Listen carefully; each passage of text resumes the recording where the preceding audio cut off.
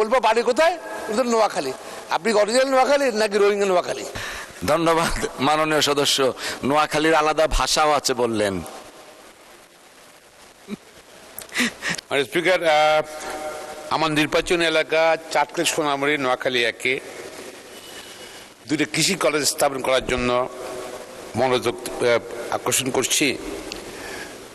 Speaker, এই বাংলাদেশে সব জায়গায় কিন্তু জায়গা কমে বা জায়গা স্থিতিশীল আছে। একমাত্র বৃহত্তর নোয়াখালী জেলাতেই অনেক অনেক বেশি হাজার হাজার একর জমি বাড়ছে, এবং বাংলাদেশে শুধু তাই নয়, সব জায়গায় কিন্তু ঘনবসতি। নোয়াখালী এত জমি বাড়ছে মাননীয় স্পিকার, আমরা 1 কোটি মানুষের জায়গা দিতে পারবো নোয়াখালীতে। নোয়াখালী কৃষি, নোয়াখালীতে মাছ না আসলে মাননীয় স্পিকার, তাহলে ঢাকা শহরে মাছের দাম বেড়ে যাবে, মানে মৎস্য কৃষিতে। কিন্তু নোয়াখালীর কৃষি কলেজ নেই। আমি অনুরোধ করছি আমার এই নির্বাচনী এলাকায় চাটকাছে 2টা কৃষি কলেজ করার জন্য।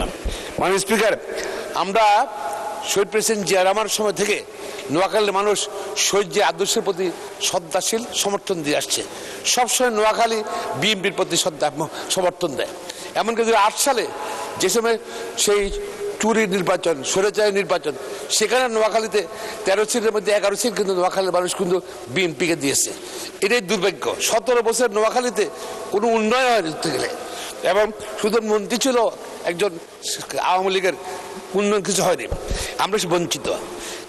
এখন আমরা নোয়াখালীর মানুষ কিন্তু সে পাচ্ছি না। আমাদের কালচার, নোয়াখালীর নিজস্ব একটা কালচার আছে, নিজস্ব একটা ভাষা আছে। মানে নোয়াখালীতে আবার ঢুকে দিছে কি, রোহিঙ্গা ঢুকে দিছে। 15-20 বছর পরে দেখা যাবে যে মাননীয় স্পিকার, এই বলবো বাড়ি কোথায়, নোয়াখালী।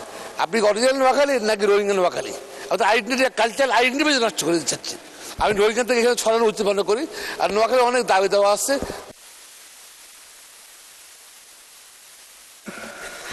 ধন্যবাদ মাননীয় সদস্য। নোয়াখালীর আলাদা ভাষাও আছে বললেন।